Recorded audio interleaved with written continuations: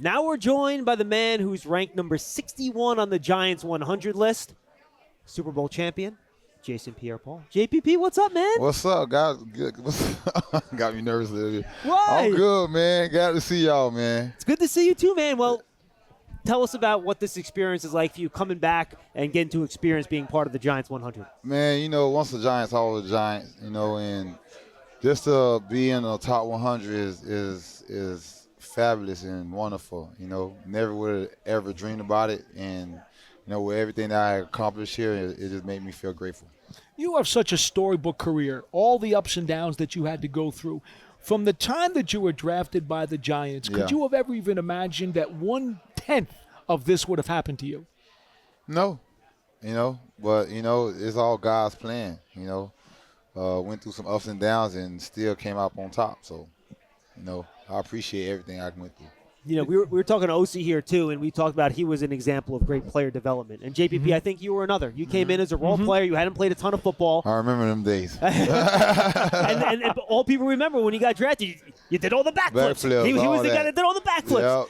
So how did you work within the Giant structure to become the player you did and help the Giants win that Super Bowl? Like you said, when I came here, I was a raw football player, bouncing from team to team, junior college, going to South Florida going to another junior college and going to South Florida, and then finally getting to South Florida and then being like 6 months there, and then, being a high draft pick, number 1 at 15. And I didn't really know too much about football at that time, too, and then really didn't know too much about coaching-wise as well. But, being here, meeting all those guys like O.C. Manure, Tuck, Rocky Bernard, Chris Canty, all those guys, sorry if I don't mention all the other guys, but all those guys that was in that room made me comfortable to actually learn how to play the style of football that I played. And then if I didn't know anything, or because I wasn't familiar with the game of football and being structured under one roof, but being with those guys and being with the coaches too as well, they made me understand and learn the game of football even better. So I went off and do what I did. You were dominant that Super Bowl season in 2011. And not just you individually, but that defense really made a lot of big plays. Yeah. What was it like when you broke the huddle and you went up to that line of scrimmage? Could you sense the opponents knew, like, we got a problem here? Yeah. I got to thank Coach Nunn, too. You know what I mean? Coach Nunn was my defensive lineman coach. I was in the outside linebacker at that time, too, as well. And I got to thank Coach Nunn because Coach Nunn made me very comfortable to, I could ask him anything. And, he knew I didn't know too much, but he knew I was a great player, and, he put me in great situations until I learned it, and, shout out to Coach Nunn. And, if it wasn't for him, we wouldn't probably never had that run, or that blocked field goal, or the season that I had. I felt way comfortable, got to feel comfortable with the coaches too. And, I think Coach Nunn did a great job at that. Now, the blocked field goal against Dallas, which everybody remembers, and we all talk about it being one of the benchmarks of that Super Bowl season. What I love about that is here's a defensive star who's an all-pro, and there it is on special teams. He's busting his butt to make a play. I remember that play like it was yesterday. They called a timeout. I guess it was to ice the kicker. I think, Yep. Dan Bailey, a very good kicker, by the way. Yes, 47 yards is a makeable kick. Yes. Yeah. So at that time, it's like he called a timeout, but at that point, I went through the gap and nobody blocked me. So then we called a timeout, and I went up to Coach Nunn. I was like, I just went through the gap. And then I said, I'm going to do the same exact thing because I don't think anybody noticed. I went through that gap, and I told Coach Nunn, I'm going to do it again. And then, sure enough, I did it again, and then it just slightly tipped my fingers. And it was enough to make it go sideways and bring us to the playoffs. Yeah, and without that game, you guys aren't in the playoffs that year, by the way. No, and it's crazy. And it wasn't just the blocked field goal that game. No. You were all over the place in that game. Monster. I don't remember what I did, but I know that blocked field goal was amazing. And everybody went crazy after that, and it was just a memorable moment. And I'm pretty sure it's going down in history books for the rest of my whole life and the rest of me being a Giant and history of the Giants. And that year, too, I think it took the defense a little while to kind of get your act together, right? Like, it took till later in the year for things to come together. Yeah, we played the Jets. That's when we played the Jets, right? And I'm assuming it was here and I think they were home or we was home. The Christmas Eve game, right? Yes, and we had it was win or you're done. Yep. And we won them. It was 110 snaps that I played, and a lot of guys played 110 snaps. Wow. And I remember that because going into the meeting room the next morning, they were just saying they was congratulating us on how many snaps we had, but it was a must-win game, so we didn't really care, And we just put it all on the line, and we just took it from there and ran on with it. The Giants Huddle podcast is brought to you by Citizens, the official bank of the New York Giants. From game day celebrations to your everyday financial needs, Big Blue fans can get the most out of every moment with Citizens. Learn more at citizensbank.com/Giants. You're ready for a change. Payday comes early with Citizens, so go to that retreat. New you moves to the country. Now you're raising goats and launching a lifestyle brand. Are you ready for all that life brings? Do you realize what a great inspirational story you are, having come back from the fireworks incident with your hand to continue to play an NFL career at a high level and win? Yeah. Do you have any idea the impact that you've had on people? At first I did it. But, I realized that signing all these, autographs out here and people was telling me how, they appreciate me coming back, like you said, and I didn't recognize it at first, but it was just something I got to do. That's something that's in me, and, I did it. Final one for me. What does it mean to share this moment with some of your teammates that even played that same position when you were here? Guys like OC, guys like Tuck. What does it mean to be able to experience this with that group? I just seen OC walking out. He's going downstairs. But it's a special moment because a lot of guys won't be in this situation. They won't be top 100, and I don't know how hard it is to get there.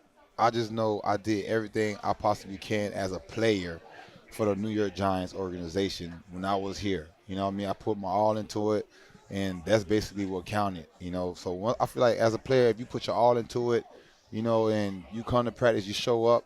Not only that, meeting you guys too, and actually, becoming family and understanding, the times you wanted me to come and do an interview.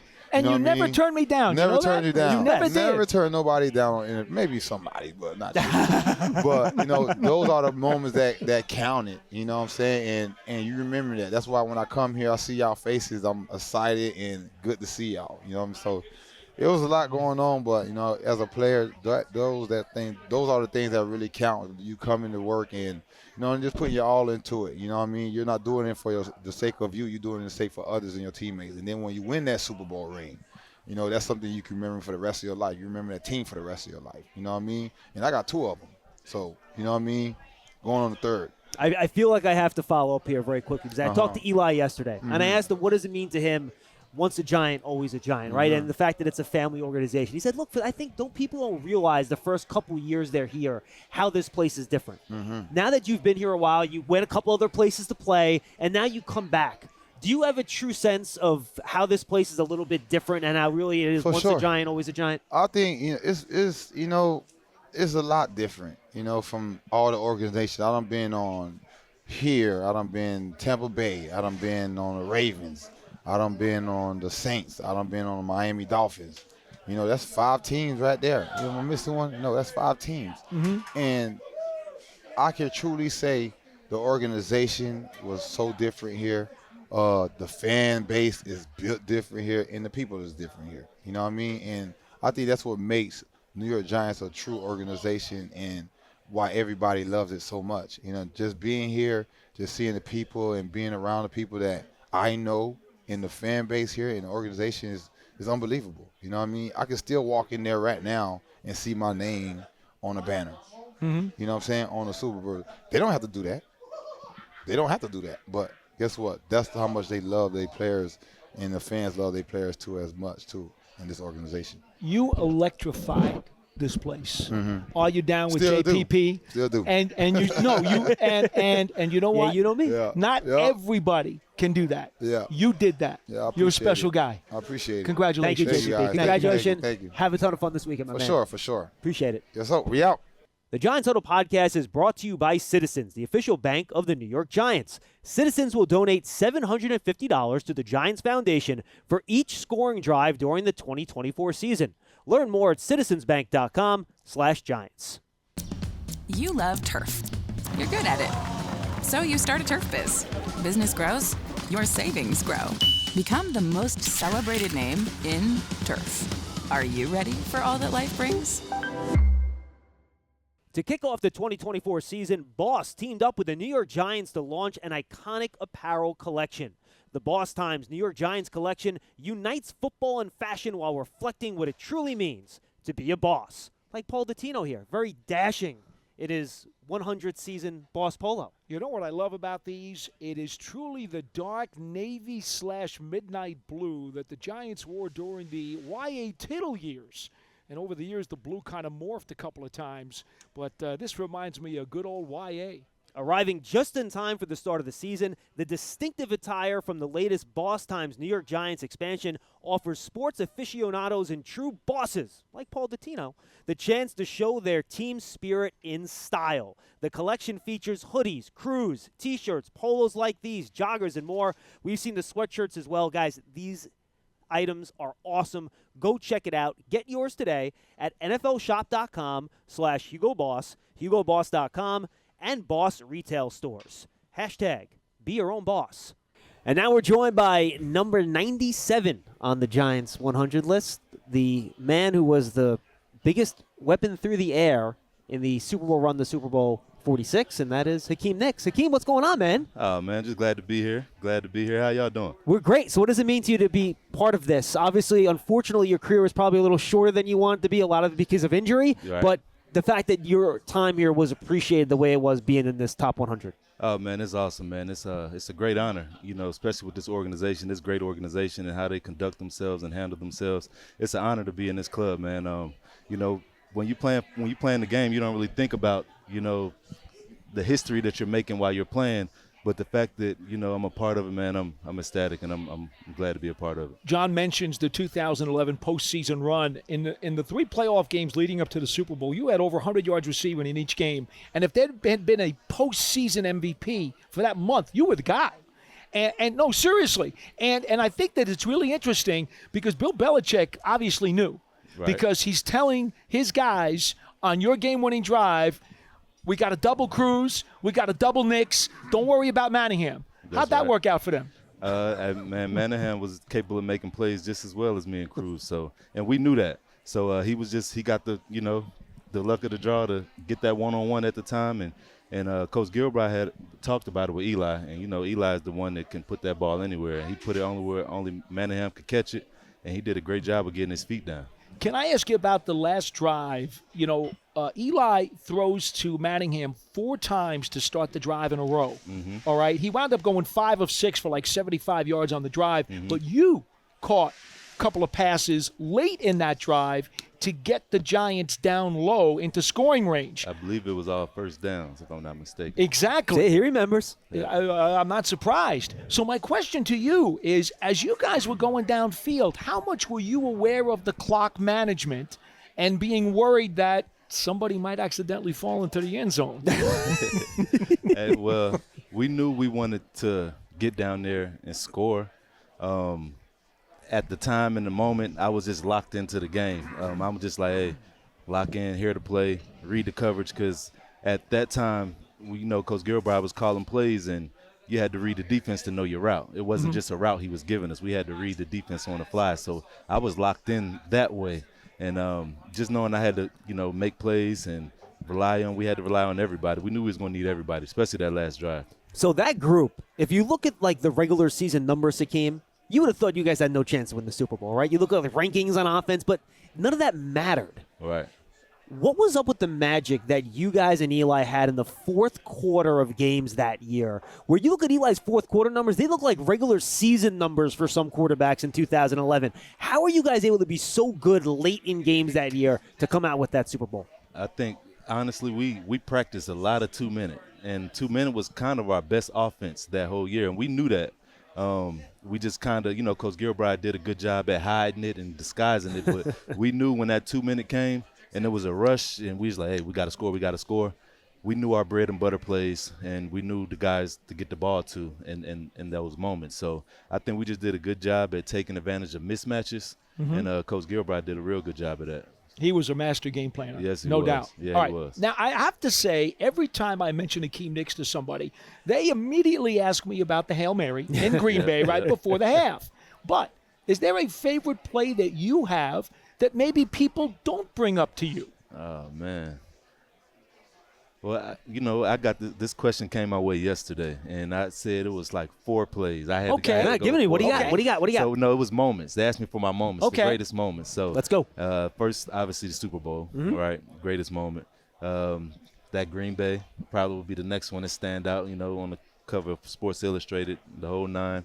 And then it will have to be the next 2 kind of toss up for, the first touchdown in the Giants Stadium. Okay. In the regular season and in the playoffs. So that's something that I kind of, that's going to kind of always stand out to me because a lot of records can be broken.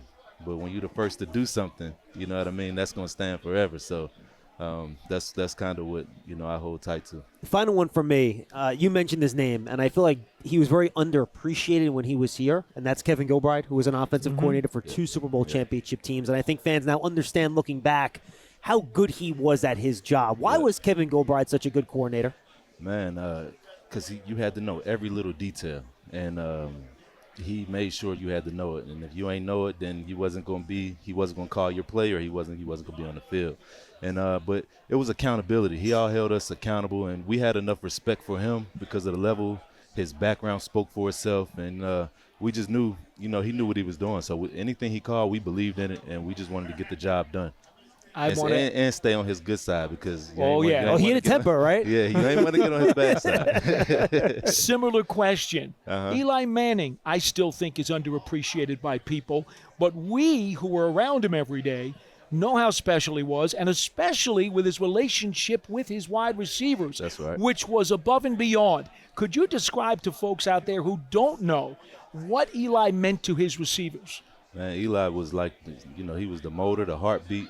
I tell people like this, whatever it is that Eli got, he got it.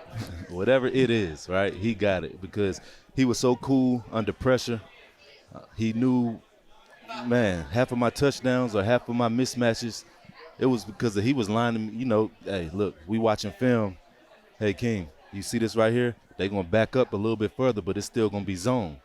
Stay on the move like it's man. It might be a little hint like that, and he give it to you. Then you scored a 72-yard touchdown against Atlanta in the playoffs. So he understands the game, and there's plenty games like that where he's dissecting the defense and he's putting us on game. Like, hey, I'm gonna need you right here, and you be right here, and you be right here, and we know if we right there, then the job is done. I'm sorry, I got to ask you a follow-up. I can't believe you didn't ask this question. You What's were the that? master of the back shoulder catch with Eli Manning. Yep. Paul loves the back shoulder It's catch. my favorite He loves route. it. He always talks about My it. My favorite too. route. My favorite Because too. it's disappeared. Because Yeah. it's impossible to cover. You can It have is. perfect coverage. The back shoulder can still work. But it requires, I think, and you tell me, the type of precise timing and feel with the quarterback. So how did you guys become so good at that back shoulder connection? Well, practice, bunch of reps, off season, bunch of reps. And then it was mainly like Eli just knowing where to put the ball. And they made Coach Gilbride would always harp on it, leaving enough room from the sideline. Don't hide. Don't be all close on that sideline. Leave yourself about 2 to 3 yards from the sideline. And that way when you turn that back shoulder, it's only you and the ball. You know what I mean? You keep that straight line, vertical. Don't turn back, just look back. Yep. Because a lot of players, you turn back and, that DB, that gives the DB that unction that you're about to, do what you do. But, just run full speed, look back. We had a certain depth that we would look back at each week if we was running it. If a certain corner played different, he'd be like, all right, you're going to look back at like 12 yards this week. Interesting. If it's a Darrell Revis, whatever, hey, soon you get about 10 yards. You know what I mean? Look back because he turns his head to look back around 13 to 14. You know what I mean? So it's little details like that, and it could change from week to week depending on who you're playing. But as a receiver, your job is just to hold that line, keep straight, hit that back shoulder, catch it. This guy's one of the reasons why that's my favorite play. That is one of the best answers talking about the back shoulder I've ever heard. It is awesome. Keem, you're the best. I appreciate Thank y'all you, dude. having me, Great man. to see you, my man. Thank you. Congratulations. Have a great weekend. Thank you.